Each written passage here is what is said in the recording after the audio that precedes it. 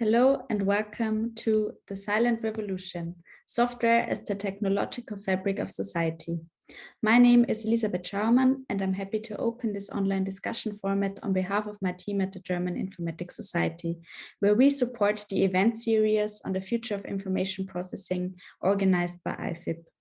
IFIP is the International Federation for Information Processing and is celebrating its 60th anniversary this year with diverse activities for which we hope to see many of you back. More information on the upcoming events and activities you can find on ifip.org/jubilee60. But without much further ado, let's kick things off for this first event in our event series. I'm delighted to introduce to you today's moderator and host, Fritz Henglein. He's a professor of programming languages and systems at the University of Copenhagen, and he's the head of research at Dion Digital. His areas of work and research include programming language technology, theoretical computer science, blockchain, financial technology, contract management, and enterprise systems. We had a bit of a technical glitch while recording, so what you see next is a bit of a jump start into the discussion, but be assured you only missed the first 10 seconds. So I hope you enjoy the event and we'll see you soon. And its software is actually, at the center of our modern universe. I mean, nowadays it's so present that actually we mostly hear about it when things go wrong. I mean, the infrastructure of the gas and oil pipeline on the East Coast, or ransomware attacks that actually made a major cargo freight shipper, inoperational for several days, is more like the standard. I won't even mention standard attacks on our personal information. So software, what is this? So briefly, 85 years ago already, it was a breakthrough recognition that software describes machines. So in particular, it was shown that in a slightly idealized, which means there were no real computers, setting that there's a universal machine. It's possible to have a universal machine that can describe other machines and actually simulate them. And this means that it's possible to have one machine to rule them all. And in particular, these machines nowadays, they're called computers. And the machines that describe or simulate, that's called software. So software is really descriptions of real machines, of hardware, if you want to.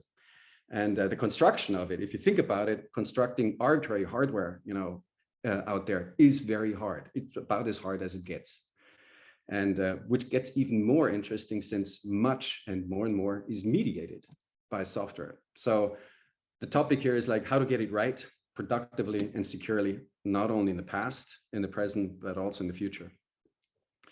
Now, what has made this possible? There's lots of people who worked on software and work with software daily.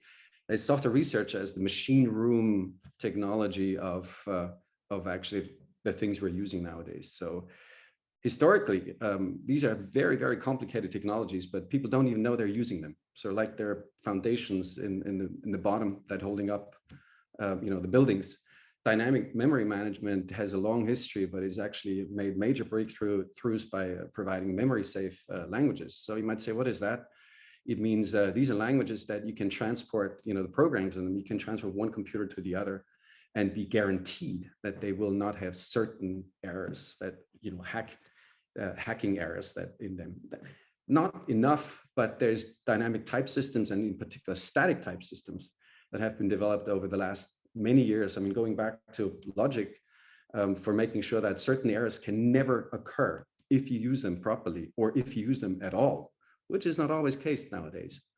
We have modern technologies that are being used in select areas, but specialists might know that, static analysis, advanced static analysis. We'll come back to this one.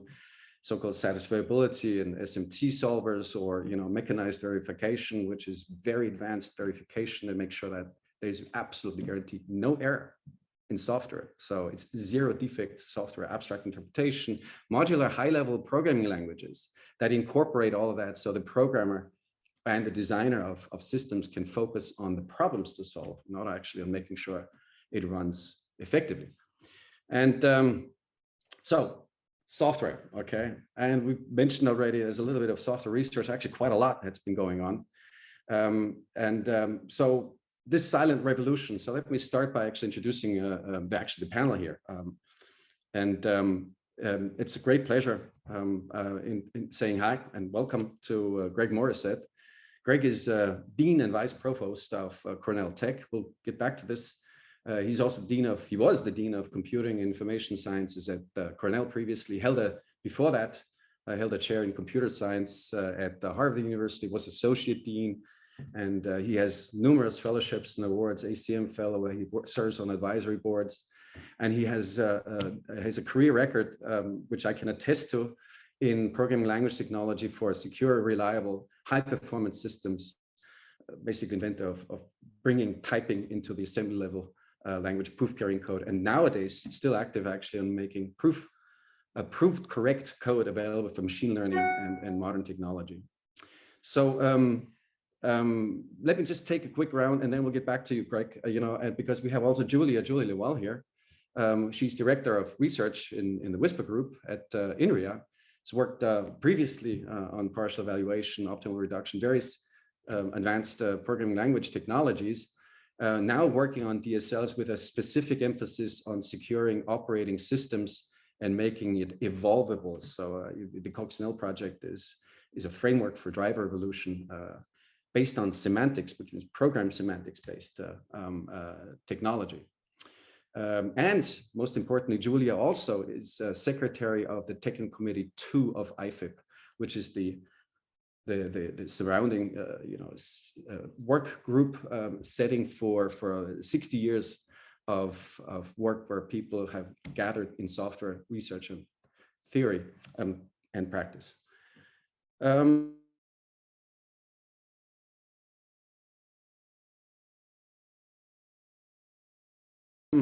Moving on, Jakob, you've there also you are the director of Fraunhofer Institute of Software and Systems Technology, where you joined at a critical moment and which is now in a great level of growth by bringing advanced technology and collaborations together with, for example, in logistics. Previously, you were at, Jakob was at Microsoft Research, and he has a background in Redmond. He has a background in computer science, mathematics, and classical philosophy. So we'll be careful with our Latin quotes in this setting. So, and finally, Reinhard, a great pleasure to say welcome to Reinhard Wilhelm, who is Professor Emeritus at the University of Saarland, Universität Saarlandes. He's got a long track record of working from compiler technology and attribute grammar-based technology to modern static analysis, where he's actually been the driver of much of that, and also in applying it to highly sensitive, extreme risk, you might say, systems. Reinhard is ACM Fellow, ACM Distinguished Service Award, Konrad Zuse Medal recipient. He's got the Order of Merit, the Federal Republic of Germany, and I'll leave it there. And I know all of you will say that you forgot a lot of things, but it's a great pleasure to have you here on board. Okay. So Greg, coming back as I promised to you, software research, in the sense that I mentioned before, as a deep and advanced discipline, was actually early on recognized as strategically important to the United States. I mean, there's an explicit #1 prioritization in 1999 Presidential Information Technology Advisory Board, Advisory Committee report. Now, more recently, but still very early on compared to us, New York City, started off in collaboration with Cornell and Technion, the development of a very ambitious project, Cornell Tech, which is a fascinating and large institution that combines deep research, innovation, development, teaching, and scalable funding in the same context. And you're heading it, Greg. So does software research enter into this? And if so, how does that enter? Hi, Fritz. Thanks for having me. I appreciate you hosting this. And yes, software enters everything. I mean, that was the whole idea. It was 10 years ago when Mike Bloomberg was mayor in New York, and we were coming out of the the financial crisis of 08, 09, the recognition was that software was going to eat the world. And it, didn't matter what industry it was, whether it was finance or media or medicine or transportation or government, software was going to play a critical role in that going forward. And that if New York wanted to continue to be a sort of a world capital, then it needed to invest heavily in software. And instead of building, wet labs or DNA sequencers or other things like that, they decided to build a campus focused on graduate education and trying to get that the research ideas applied, put out into the real world. And so part of the theory behind the campus was to look for faculty and students that wanted to engage deeply with industry in New York, but also outside, and to help build startups. And part of this was trying to build the tech scene in New York City to be vibrant. And that included things like venture capital and having the other support networks and systems that you need. For example, there's about 100 incubators now in New York for startups, and over 9,000 tech startups, in New York. So that network was critical for sort of building the New York ecosystem into something that supports innovation being rolled out. And software was central to it from the very beginning. Part of the reason for teaming with the Technion, I would say two big reasons Cornell did that. One is real strength in areas like security and privacy, which have become so critical, especially in, say, the financial world or in cyber physical systems, the kind of stuff Reinhard and others work on. But also they demonstrated the idea of rolling stuff out into startups and building real companies around that. So I think we've been pretty successful so far. We've spun out about 80 companies since 2014, and they've raised something like $150 million of funding and are employing lots of people. And 90% of those companies are based right here in New York City. So, I think New York was pretty prescient a decade ago, and seeing that this was something to invest in, something that was going to be forward-looking and really critical. But you didn't mention, the relation of these startups with, software research. It could be, is it all artificial intelligence applications, or, which is of course something that's moving the world. Yeah.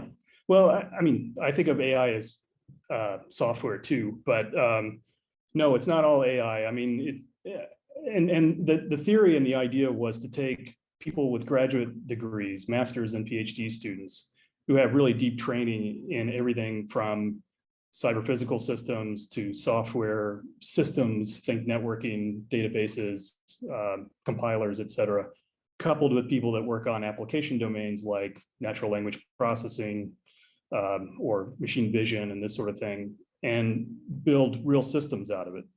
And to do that, it wasn't enough to just have technical people on the campus. So we had a mix of business, law, and policy along with the engineers. And at the master's level, there's a curriculum really focused on how do you do product development and how do you do startup creation that complements the technical training that you would otherwise get, the deep technical training that you need to have actual impact. Nobody wants to build just another Uber for some other area here. They want to do something relatively deep, and that requires a good understanding of the technology and the research transfer that's going on.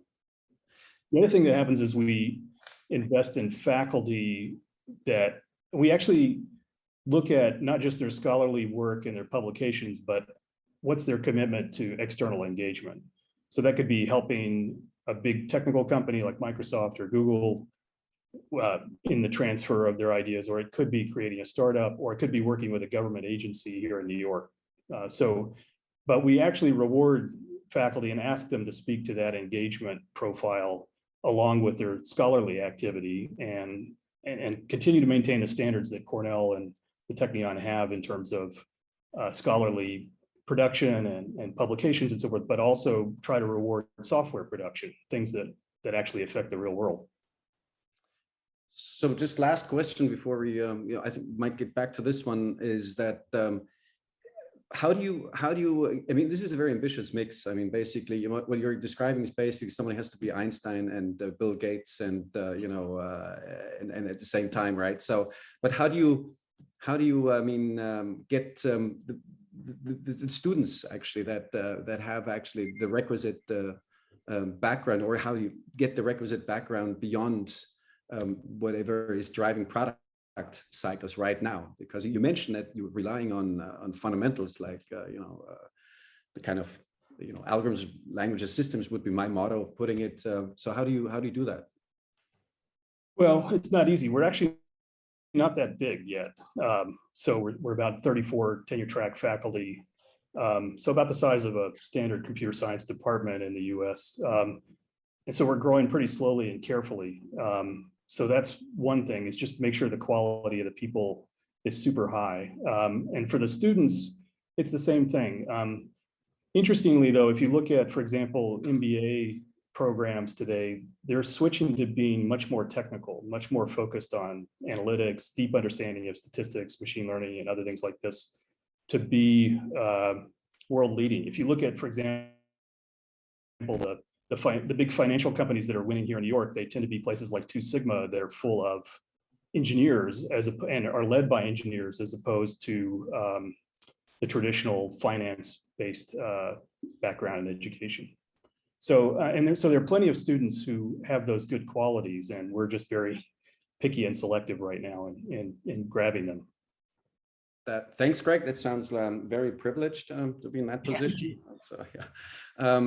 Julia, you've done a lot of work in going back and not only developing and applying the systems-oriented work, but actually pushing on the envelope of the underlying technologies. So it's through your work in, as I mentioned before, in partial evaluation and continuations and other things that people don't usually think of when they hear about software being applied. It's going on under the hood. But INRIA has, you're also at INRIA now, and INRIA has had this view and policy for some reason of having, and a good reason, also again being jealous here, is of supporting long-range research, but with a goal towards impact, but over the long range, like mechanized verification. There is now technology, not only at INRIA, but in other places around the world, it's being made possible. It was grand challenges like verified compilers, verified operating system kernels. So these are things that people in the real world don't believe, namely zero defect software. I mean, it exists, and it's sometimes hard to explain to business and practitioners, is that actually this exists. And so how do you deal with this at both at INRIA and maybe also supporting TC2 as fora for doing these things? But I'm curious about INRIA.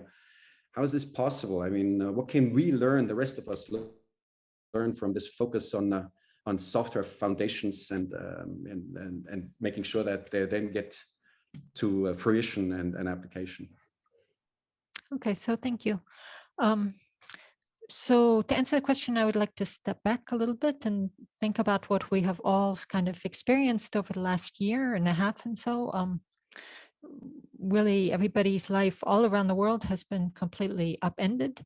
And many people in many places have really turned directly to software to kind of maintain a continuity in their existence, such as we're doing exactly right now with this Zoom discussion. And this increasing importance of software in our lives is showing the real importance. Like, users expect the software to just work. And then on the side, we also hear about, as Fritz mentioned before, about attacks and security breaches. Users expect the software to be somehow friendly and be respecting their existence or something like that. And the fact that this exists to some extent and that we can hope that this can exist more in the future all goes back to these kind of fundamental developments in software development that Fritz was mentioning, which is that we need software that can be verified. So not necessarily perfectly verified in all respects, but if you think about the history of understanding of software, We have things like initially very toy kind of bug finding systems, type systems that make it more reliable, like that our software is actually going to work and is actually going to do the right thing. We get a shorter time from development to actually production of something that's useful. And today we start to see much more of this kind of mechanized verification. There are tools that are being developed at INRIA and at plenty of other places around the world that make verification start to be not only possible, but actually fun. So moving it from the domain of experts, of like mathematicians who are familiar with proving things, into the hand, maybe we're not there entirely there yet, but into the hands of actual developers. So this is something that has sort of an aspect of my work. So in our work, we were not interested so much in verification, but in ensuring the correct transformation of software. So we have the software program transformation has been a dream since the 1950s.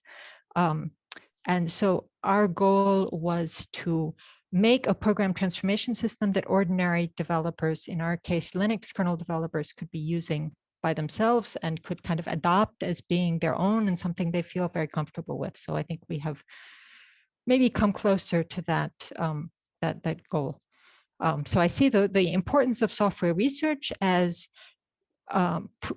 making it possible to produce software efficiently that will be helpful to people, that will respect the things that we hope for in our software, and both that the consumers hope for and that the software producers hope for, providing tools and techniques so that we can get from point A to point B as quickly as possible. And then to kind of tune into my other interest, which is systems. All of this software is going to have to run on something. And it becomes more and more an issue of like, what is the efficiency? What is the cost of the thing that's running on? We all enjoy watching our videos, but what does it cost actually to get that video from its starting point to its ending point? And so in general, there's a concern that our systems have to become more efficient, but then of course our systems are just software as well. And so then the whole thing comes together again, which is that the software development practices are what's actually going to help us move forward. What if we take a look at the state of the art and state of the situation now? There's a lot of interest. There's a lot of interest in information technology, in particular data science, and that's not sort of lacking overall. But will the long-term, technologies you're mentioning about, they require a certain background. It's basically the same thing I asked Greg before. How do you get students and also collaboration partners interested in these topics, also investing into the fundamentals, into the that make it possible to even develop the technology? So how do you approach that? How do you do that? I mean, some things just take time, right? So I think today, at least in terms of verification, we're moving towards to the state of things where the tools are starting to be there, and people are starting to be able to use them. So in an effective manner. Today we have like fully verified operating system for embedded systems. We have attempts to verify more general kinds of operating systems, or verify parts of more general kinds of operating systems, and other systems that are challenging to develop. And so now we can start to show people, here are tools that you can use that are kind of going toward the user. And at the same time, here are the case studies, the success stories, both in industry and in academia. For example, the verified compiler from INRIA. There's also interesting uses of verification at Amazon and so on. We can kind of bring these things together and try to show people things that are concrete that they can build on and to go forward. So I feel like there's momentum that's building up, and that we can hopefully use that momentum to build up more momentum in the future in this direction. Thanks, Julie. We'll definitely get back to the momentum in a second, but let me just introduce also second time Jakob. Jakob, You, as I mentioned before, you're heading the Fraunhofer Institute and the chair of software engineering at TU Dortmund, and you're bridging actually in work, also going back to the Microsoft research, a lot of foundational theory going back to type theory and showing, for example, developing a lot of the research in it and showing how to scale it to large scale software bases, like the Microsoft Word, analyses, and more recently actually developing software synthesis, which is also done in many various ways by making sure that you can construct automatically from components software that has guaranteed certain properties that are stipulated. But this is all dealing with software as a thing. I mentioned that before. Okay, so and I'm wondering, software as a thing in itself. You recently co-authored, as I mentioned, this report with colleagues from Fraunhofer Institute and TU Dortmund, a report to the federal government. If I read it like this, expressing worries about actually, in this case, Germany being left behind because it's underestimating the significance of software as a thing in itself, right? So so how do you look at this? How do you look at this? So if people think software, as it's called, software bastelei, it's just something like you do. It's not really important. It's the hardware rests on, and it's the applications that sit on top of it. If that is not even recognized as something has an existence, just like the contents of a book, right? Has an existence independently of the paper that it's printed on. And frankly, books are not about the paper and the printing and the paper mills and so on, but they're actually about the creative content. So how do you address the issue of getting support for software research if software is not commonly recognized as a thing in itself? So something that only exists as an embedded system, in an embedded system, or in some kind of application where you need it to run an AI application. So how do you deal with this? Yeah, so thanks first of all for inviting me to the panel. It's great to be here. Yeah, so one way of dealing with it is to write the report and to generate the political follow-up activities around that we have in mind. And maybe I'll just start by making a few points about what kind of set this in motion in my mind when I started getting people together around this topic and then issuing the report. First of all, I should say that Germany has a fantastic research infrastructure, which I'm extremely happy to be working in. It's a fantastic place to do science in general. Europe has a fantastic also software research structure. That's not the problem. I would say what set me going on this line was sort of perception level at first. So I think there's a discrepancy of perceptions. On the one hand, everybody here understands that German industry, which is very thing-oriented, classical production-oriented, sheet bending machines, cars, and things like that are being produced, and money is made from that. And everyone understands that, the future, say, mobile product like cars is going to be probably predominantly actually a software product. That is understood. On the other hand, there's a level of perception which is sort of out of tune with that, which I noticed in a number of places. You mentioned yourself this tendency, which I've met in companies, but also in funding agencies, to think of software as some kind of tinkering activity. It's a little bit like when I entered the field in the 80s and started getting interested in software as a student. People were thinking about, programming as like sort of the activity of a lone asocial genius, typically. Okay, and now it's tipping much more towards sort of the activity of something that you better outsource, or some bunch of code monkeys that you let on to some tinkering task that needs to be done.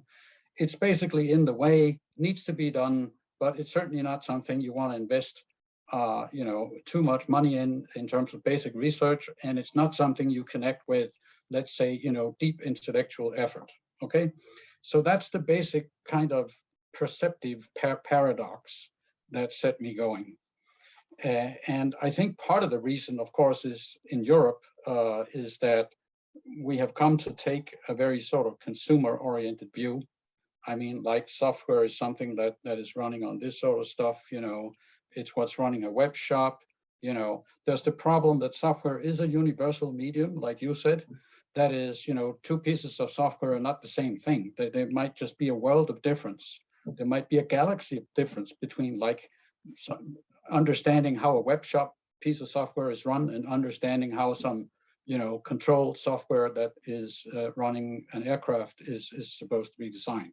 So, you know, software is not one thing, it's 1,000 different things. And that's part of the problem of getting the perception around it right. So I'd like to contribute to getting the perception more right. And I think one place, in addition to doing things like talking about it, would be to work on changing the way our research funding programs tend to work around this topic.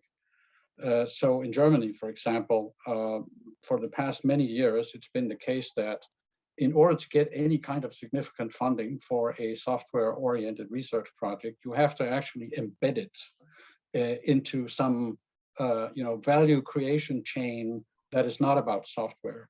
I have nothing against that in and of itself, in particular vis-a-vis the structural dynamics of something like German economics, which we're not going to be able to change from a thing-oriented to a software-oriented operation in 1 or 2 days. But I think what we can change is we can, for example, change our policies around what kind of role should the software aspect in such a project play. You might say, even though I'm going to write software that helps produce something of a thingy nature, we're going to require that there be a significant, perceptible, innovative aspect at the level of software production, for example, starting to view software as a means and material of production on par with the other means of production and other materials of production that we use. That's something one could actually do. There's also an element here of maybe developing the structure of competencies in some of these agencies and in other places, including also companies. It's very hard for a software researcher to talk about software innovation potential if the people you're talking to have never, ever experienced something like that. I mean, I remember, for example, talking to a very, very nice and intelligent man who was at a central position in a German research agency. And he had a physics background. And at some point, we were sitting somewhere in Beijing, drinking a beer, and we were talking about robotic software. And he comes with this sentence, which I never forgot, saying, oh, okay, yeah, well, but, you know, it's all a bunch of if statements, right? And you know, if that's the level of thinking on the other side of the table, it's going to be very, very hard to change that kind of perception and to actually even make the point of where's the potential in what we have to offer from the side of software research. I think also I belong to those people, although I spend a lot of my time thinking about how to, you know, get software research into practice. I do happen to believe that basic research in that field is of immense importance, and that should be, you know, supported at a very, very different level. Maybe again than what we see today. Back when INRIA's great work on you know, proof and software correctness was started about 40-45 years ago by people like Gérard Huet. You know, they were working on very, very basic problems. Nobody could have foreseen how far they would actually be able to take that. That's only been actually visible for the past, I would say, 5 to 7 years. You have to understand that software is a strategic medium for the creation of value, even for the creation of safety, even for the sustenance of democratic structure. I mean, what do you want in terms of importance? And what I'm saying is that the perception that we're having on this, certainly in Germany and in Europe, but possibly also beyond, is not on a par with the significance of the object itself, software. Thanks, Jakob. One feels tempted to think that maybe hardware is just a bunch of sheet and plastic strips that are stuck together, right? Isn't that it? Well, but this leads over actually into you know, the issue I wanted to actually also ask Reinhard. I mean, Reinhard, you have actually done a lot already for, you know, improving the at least on the scientific side. I can attest to that personally. I think everybody here to actually the international collaboration and advancing various fields in computer science, including software research, being the founding force and initiator and scientific director of the Leibniz Center for you know, computer science at Schloss Dachstuhl, which every computer scientist I think knows if in research. And you've also done other things like, you know, being a driving force behind, you know, ECS, you know, the ESOP and various European collaborations. But I wanted to get to something else here. More recently, actually, we talked about talking with collaborators. So in a recent and working with in collaboration and bringing advanced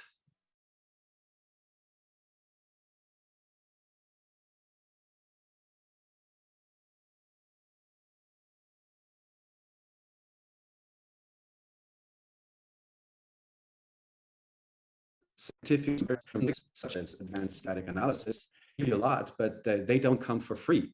And then an applied statement added is saying like the inclination to use sound real-time verification is not widespread in industry. Also a little bit highlighting in this context also that getting the funding for this long range of projects and PhD dissertations and technology development and collaborations is you know, you wrote it's a miracle, so which was hard to accomplish. So congratulations on that. But it clearly seems to be the case that the collaboration, how do you work with somebody, and as Jakob already indicated, who is your collaborator? How do we work together across academia, research labs, and industrial partners? That seems to be a critical aspect. How do we get software research in general, and maybe, you know, the super high risk software that you have been analyzing to bear? Okay, thanks for inviting me, Fritz, and thanks for the question. I would like to report about the project, a long-term project that we've done here at Saarbrücken. In particular, interesting is that it stretched from basic research to industrial practice. And you mentioned funding. Okay, so industrial research, industrial practice needs different funding than basic research. So basic research was funded by our National Science Foundation. The industrialization by European projects. And you mentioned cooperation. So I would like to praise our cooperation partner Airbus. And I should connect that to the fact that the whole project started by an industrial seminar that Patrick Couzeau gave in Paris, and with somebody from Airbus present. And he invited me to Toulouse, and I came to Airbus the first time. Everybody greeted me, hello, how are you doing? We have a severe problem. We don't know how to verify real-time constraints. Please help us. So really everybody asked us for help. So the project concerns the proof of or the verification of real-time constraints for hard real-time systems. And this problem became difficult when industry started introducing high-performance microprocessors that had caches, deep pipeline speculation, out-of-order execution, and all such. So in that moment, the execution times of instructions were no more constant, but varied widely by a factor of, say, 500. And problem was how to, under these circumstances, how to verify the real-time constraints of real-time tasks. So intuitively speaking, you could see this as the attempt to search for a longest path in a huge state space that was a combination of the state space of the program and the state space of the architecture. And the state space of the architecture is very huge. And so what was needed was somehow a reduction of the sound reduction or sound abstraction of the state space to something manageable.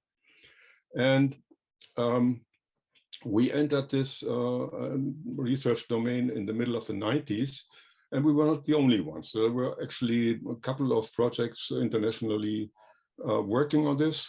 And somehow, to my surprise, we were the only ones succeeding in solving this problem.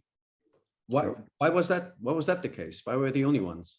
So when we were finished, I started thinking about why did we succeed? And so there are a couple of points. First, I would say, just to understand the problem that was introduced by this introduction of these new architectures, you needed to have a somehow firm basis in semantics. You needed to know what a safety property is, and you needed to know that it's a good way to prove safety property by computing strong invariance. And you needed to know that, or it helped to know that static program analysis, such as abstract interpretation, is a good way to determine these strong invariants. And actually, we had these available.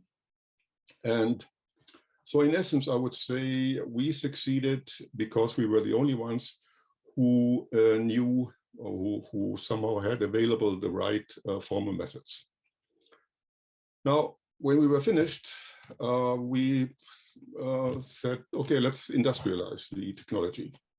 We founded a company and received funding from Europe in a beautiful project directed by Patrick Couzeau and with Airbus as partner. And we finished the development. Airbus said, okay, we will adopt this technology, period.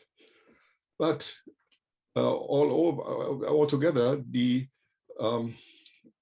experience with the acceptance in industry was a rather sobering one. There are several reasons. So first, the costs of tools. So the tools, the instantiations of the technology for a certain hardware configuration is highly dependent on this configuration. And since hardly any two customers use the same configuration, you can hardly sell the same tool twice. And the instantiation is expensive. So for a complex architecture, it takes typically a few man-years, person-years. So the costs then more or less needed to be high, and that is not popular. Second, the lack of certification pressure.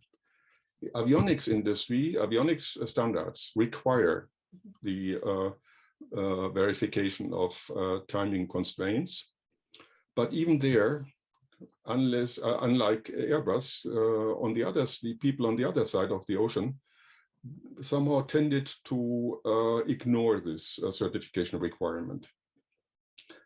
And altogether, it took a while to get this technology into the market. Although we were internationally dominant, was not really any competition. We did not get rich with this technology. Let me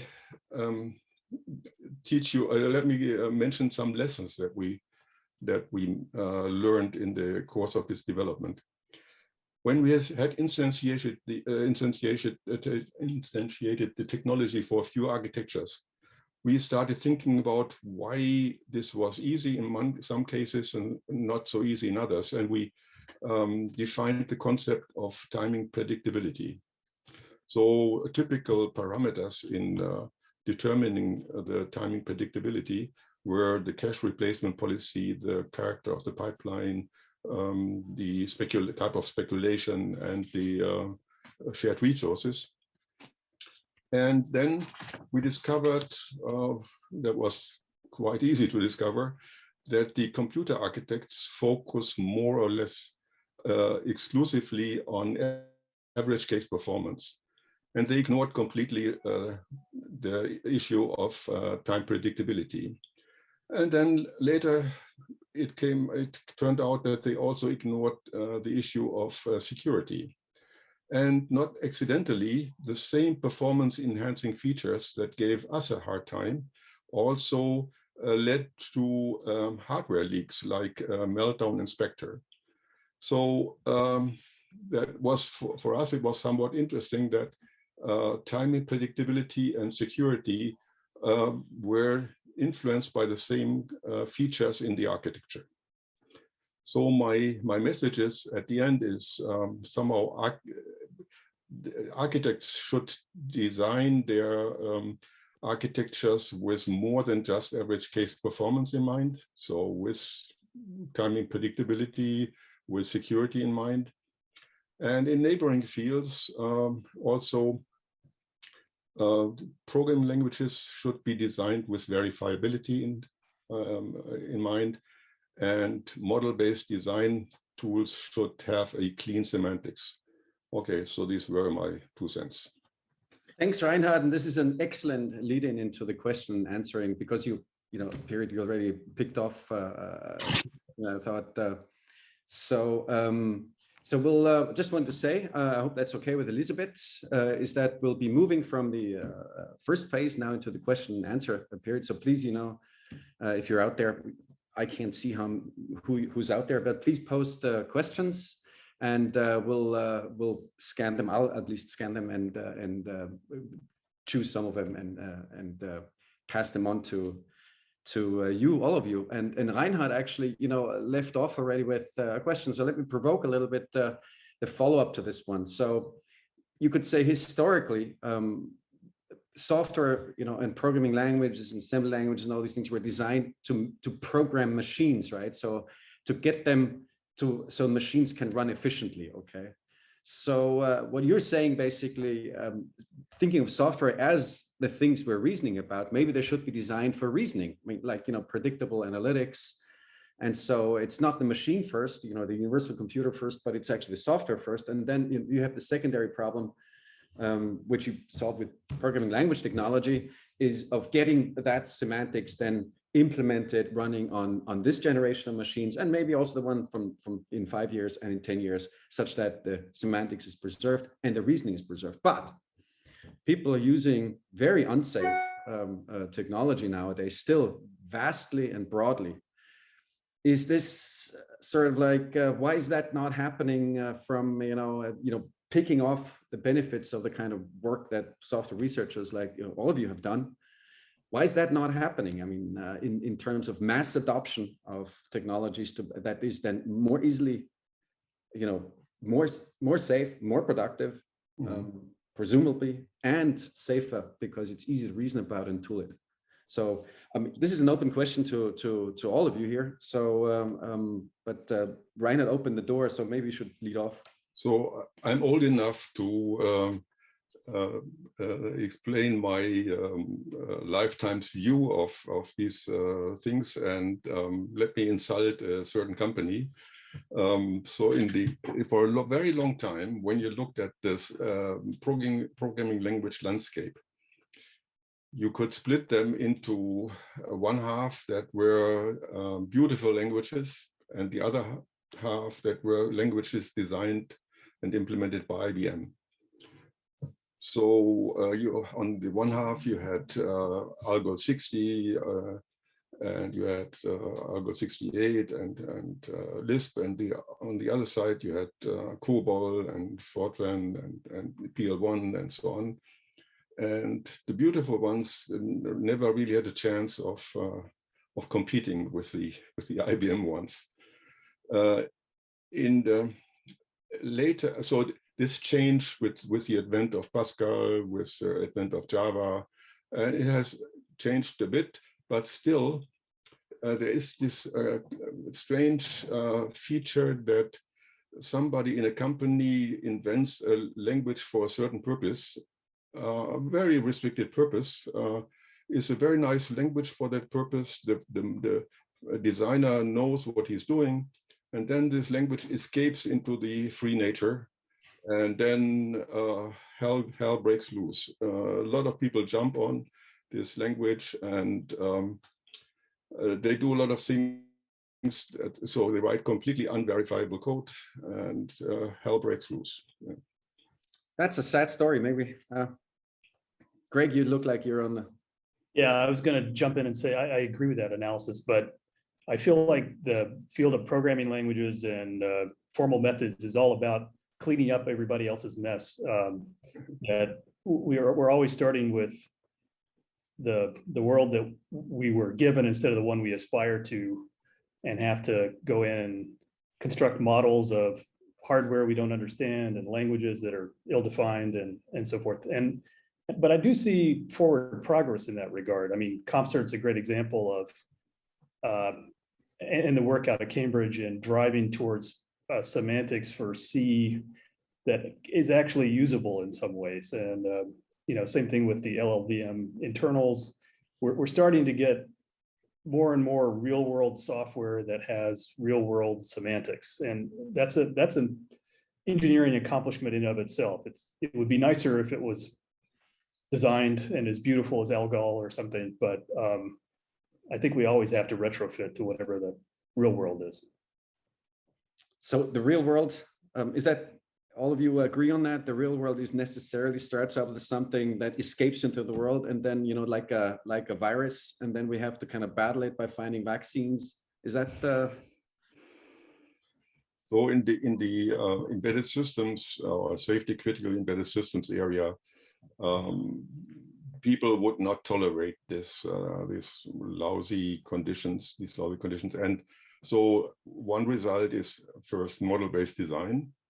So you escape the problems that C, for instance, offers by specifying your code on a high level and then automatically generating C code. And then on the other hand, if people don't use model-based design, at least they write coding guidelines like MISRA-C. So they try to avoid the worst pitfalls of the languages.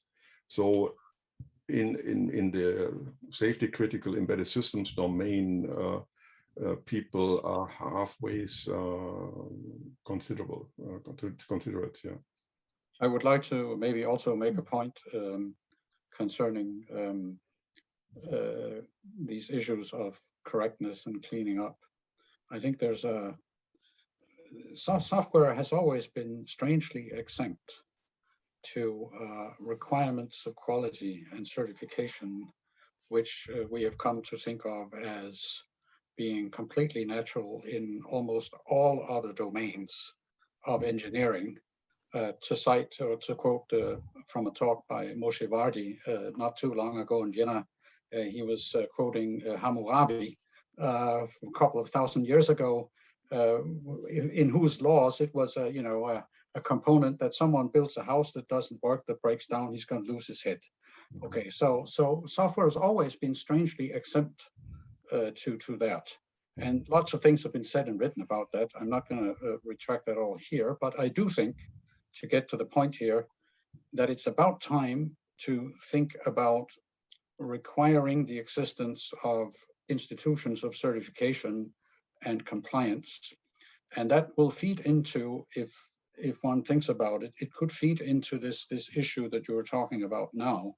Namely, it could put on a more institutional legal footing the necessity to do some of the work that we're now trying to do in various unrelated research projects. And it could help have, bring a more direct level of impact to the field in a way which is really, in some sense, I think, a deep societal need. So I would like to say something. So in the context of the Linux kernel, then, so the Linux kernel, for those who are not familiar with it, is like 30 years old since a couple of days ago. It was originally developed in C. When I started working sort of in this area like 10, 15 years ago, it was sort of like the poster child for badly written code or something like that. One thought of it as the thing that somehow barely works, but it works or something like that. But there's a real interest today in having parts of the Linux kernel be written in Rust. So there was an interesting discussion about it recently.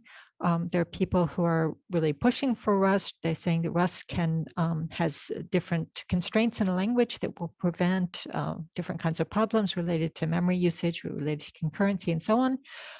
But on the other hand, the Linux kernel developers ask, you know, are the problems that this language is going to solve for us these problems that we actually have? Do we even know what our actual problems are? And so I'm not sure that we do know exactly what the problems are, and we don't actually, I mean, so there's kind of a mismatch or a potential mismatch. Language researchers come up with, we have kind of some big problems, and here's a language that's going to solve those big problems. And then the software developers are seeing things at a more low level way and saying that, like, we have an interesting thing about the C language is you can kind of contort it into different directions so that you can kind of make your own abstractions. And then those abstractions don't necessarily fit with what these perhaps better well-designed languages provide, something like that. So there's some kind of mismatch. So the point I want to make is that there's not just a problem in language design or in kind of software design using good languages. There's also a problem to understand our existing practices and how we can get from one to the other, and how can we solve, what are the real problems in our software. So the people who are developing the software do not necessarily know what are the real problems in their software. They're kind of looking at it at a bit of a too low level, and kind of how can we bring these communities together, or these, yeah. So let me pick up a question by here from the Q&A by Phil Wadler, who is asking, well, if so many people are not using the languages that are advanced and are nice and beautiful, how can we get you know, how can we evolve our languages, you know, by this hour, in the sense of the software researchers here, to so they can be used by a broader group of people, you know, not only software developers in the classical sense, but a broader group of people who are solving problems. And let's face it, Rust is maybe the great exception. It's attracting a lot of attention. It's one of the most liked languages amongst its users, actually 5 years in a row. But otherwise, these nice languages are not really used that much. And maybe because people don't like them, maybe people don't have the license or the background to use them. So how can you bridge that? Maybe one way is the way that Reinhard suggested, with higher level abstractions and synthesis down to legacy code. You know, I think it's not just one language. That's the problem. You know, like, people think systems or applications are made up of code written in a language, but that's very much the exception now instead of the rule. And so how do you build a modern application which is stapled together with all kinds of, you know, duct tape and other things? You know, if you could do that at a much higher level of abstraction, and synthesize all those components, you'd have a much better chance of making some progress. Coming back to my newly found regulatory energy from before, in some cases, I think it would actually be reasonable to require for certain kinds of applications that they be constructed in languages that enjoy certain properties, like memory safety, for example. I can imagine that. Today, it's unimaginable that we prescribe companies how they actually construct their software products and artifacts. But I don't think that should be an unthinkable idea for the future. I know this is only a small segment that will be possibly covered by this, but it is, I think, something that is worth considering, and it would also be sending signals into other segments. A bridge engineer, for example, not everybody is allowed to design and build a bridge. You have to be certified in various ways and is personally liable for the products. So that's quite of a difference that we still have in the software sector. Yeah, just putting this in. A couple of other questions. I mean, there's also, you know, this kind of Roberto Jacobazzi is asking, well, the reason things are not developing in this way is actually because the current context is favoring time constraints, and the people are there, the ones that are there, they know what they know what they use. They have to build something, and then you have to live with actually literally what was mentioned before, the consequences, cleaning up, and all these things. Maybe time to market means that it's better to get something out at all than just being very careful and high level researcher and secure, because by the time you're done, you're just too slow. Everybody else is already running with something else. Could that be a challenge to be addressed or solved, or maybe not solved? Well, I think the Boeing made the experience that this pressure of time to market was a disaster for them. Yeah. But that's just it. You have to see these consequences and connect them back, and have the real economic pressure to make it worthwhile. So Jakob's point about either some requirements coming down from government or insurance or other kinds of financial pressures have to be there one way or another to really cause industry to change. And we don't want it to change for everything. It should be actually hopefully a relatively small fraction of software that has to be proven correct at exacting levels, especially around timing or other things. And so we'd still need architectures for making that dream come true, where there is still a small kernel of things that we can formally reason about and throw all the tools at, and have the legislation and economic pressures focused on that. But it still has to enable this vast majority of software to thrive without needing all that cost. Yep. I think there needs to be more research in the direction of getting the verification reliability ideas into the actual developer's practice. So one example is you go from testing, now we have continuous integration.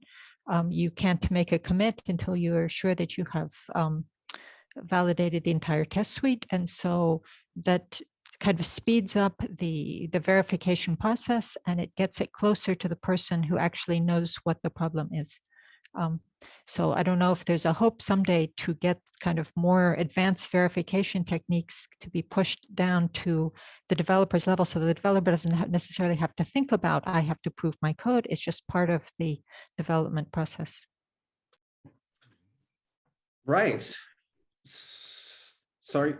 There's a great question by John Hughes asking about open source and the role here. And I wanted to jump on that because I actually think formal methods will be the savior of open source. That there's all this saber rattling going on between nations now. And, when can you, especially around 5G or other things like this, when can you trust somebody else's code? And especially in the open source context, we want to move away from who developed the code to what does the code do?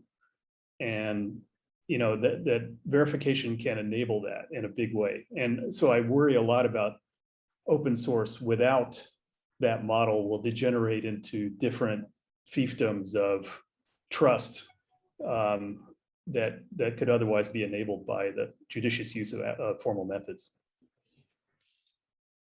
So we're getting unfortunately toward the end of our session here, and my apologies to all those of you who have posed questions and will not see them reflected right away. I just would like to have the privilege of asking a little bit of an open question. It's in the beginning, I started saying like software is like a description of machines, but I would say these were descriptions of harmless machines, right? So these are machines that take some bits in and put some kind of pixels on a screen or dots on a paper. So they're harmless, okay? But nowadays the machines, and we also have universal machines for that. The universal machines for those are called, CNC machines. They're actually quite common in production, and 3D printers, laser cutting machines, in general, fully programmable, self-operating and autonomous robots. They're actually, when they're programmed, they don't just put pixels on the wall or on a piece of paper. They can have a knife in their hands and stab somebody. or they could, not intentionally, maybe, who knows, but, or there's blockchain systems that are actually not translating bits into resources and then leave it at that, but they're actually physically translating and transferring resources. I once heard somebody say that smart contracts in the blockchain domain is like executing other people's JavaScript programs, with the difference that those programs have a direct access to your bank account. Okay, so this intermediation of software controlling physical and high value assets is an extra challenge. So on the other hand, it's a great opportunity for being inclusive, because software is, we can transfer now hardware across the continent into other players, and you give actually the tools for producing things to everybody who can make it, including printing tablets, and maybe on inkjet printers. This is a project I'm interested in. But this is actually dangerous too. So how do we maneuver this space of software controlling very physical, dangerous, and important, and also empowering technologies? Just an open question. What role can software research play in the future? I mean, there's the towering AI, IoT, robotics, blockchain, cybersecurity technologies we're all busy with. So what's the foundations underneath it that we have to provide or should provide in the future? I know it's a terrible question. It's totally open, but. Well, again, I just don't think we're going to come around this point of having to say for certain classes of software like that they let themselves be inspected, that they lay open the design principles on which they were built, that they get opened to certification, that they get exposed to the financial risk of liability and things like that. I mean, these things already exist in certain industries, of course. I mean, there's something here called the regulated industry, right? I mean, if you write certain medical software systems, you're already exposed to that sort of regulation and also financial pressure. And we need more of that. And I think, just to reiterate this point for the last time today, I think it's an important driver also for explaining why society should invest in this kind of research that we talked about today, having to do with correctness, having to do with sound design principles and stuff like that.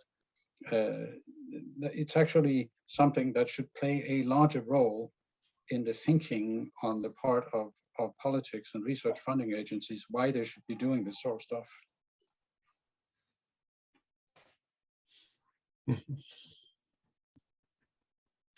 Reinhard, I saw you were about. So, we, in solving this problem of determining worst case execution times, we had to come up with some new type of semantics that included the semantics of the machine. That was a considerable step. Now the software systems that you described will have or need to have such a several stories of semantics that need to be very carefully designed. Otherwise, it will be a mess. It is a mess. Yeah. But isn't there also an opportunity in this one? I mean, in the sense that you could be sitting in a place that's maybe not as in the center of things like New York City. You could be sitting in maybe southern Patagonia or in Namibia, and actually produce hardware because you can ship it to somebody else who's they've got a universal machine like a CNC, or they can produce it on the spot. And you don't have to be present. You don't have to have huge machinery. So what is this something that software research needs to do in this area, or researchers, and maybe also the funding or whatever, teaching that could foster this? Teaching, like at least in the US, the undergraduate curriculum is shying away from these topics as opposed to embracing them, and that's something that I think we need to come back to and re-embrace in a big way, is make sure that maybe not the traditional programming languages course, but something focused on verification central to the undergraduate curriculum should be integrated. Right. Well, then follow-on question is, of course, isn't that a challenge? Because if I look at our bachelor students, they already have quite a jammed up curriculum, and there's a lot of data science now that there has to be space for that too, right? So how to deal with that? Always a challenge. It's not clear that traditional, the traditional undergraduate programs, at least in the US, still include things like operating systems, maybe compilers, things like this. Not clear that those are core as opposed to engineering verification topics. But it's computer science just gets broader and broader and broader. So what is core and what is not? I think it's very clear that something around writing correct software is still very central, but it's not reflected in the curriculum. Okay. Thank you all very much. We're approaching the end. I suggest we leave it at this now, but I think just have a brief wrap up here. I've heard a couple of things that are very hard to summarize, but I think multiple of you have emphasized that it's important to make sure that software research, or actually the notion of software and the complexity of software, is not forgotten. And we need to invest into both, in terms of the research, but also in terms of the teaching, into skills and knowledge, and develop technology that is based on the reasoning principles to make it productive and safe, secure, but also usable then by more people, as more people will de facto be programmers. Designers of things, and those things described as software. I see some nodding. Thank you very much for for this discussion, and it's my great pleasure to first of all say many thanks to you, especially for being here, Greg, Reinhard, Jakob, of course, Julia, for doing and joining this panel and bringing both your research, PL research, software research into this, but also as having the very important roles you have in institutions, collaborations that you represent also here. And I'd also like to thanks also to Elisabeth and Christina. Hi, Elisabeth, for hosting us here, and in particular, of course, to the whole GI team and the IFIP organization for giving us a platform and an opportunity to discuss this one, and hopefully such that it makes sense and is instructive and useful to the audience here and whoever might see it in the future. Particular thanks goes to the technical committee too, and especially happy here, of course, that Julia could join us as the secretary. Technical committee 2 of IFIP is on theory and practice, and it covers software requirements and UI engineering, languages, synthesis, software synthesis, implementation technology, verification. So, and remember, this has been an ongoing endeavor for 60 years. Since 1962. And it's easy to underestimate the importance of having standing committees where these things can be discussed in a long haul. Particular thanks, I have to say, sorry about this, to Peter Höfner, who's the chair of Working 2.1 algorithmic languages and calculi, to Steve Stancevic of functional programming, and to Jacques Carrette from Working Group 2.11 on program generation. Of course, also the others, but they've been very active and encouraging in putting this proposal together. So there's a publication on IFIP at 60. I'm sure that will be accessible through IFIP at some point, which also describes some of the TC2 history and of the working groups also. So if you're interested, take a look at those.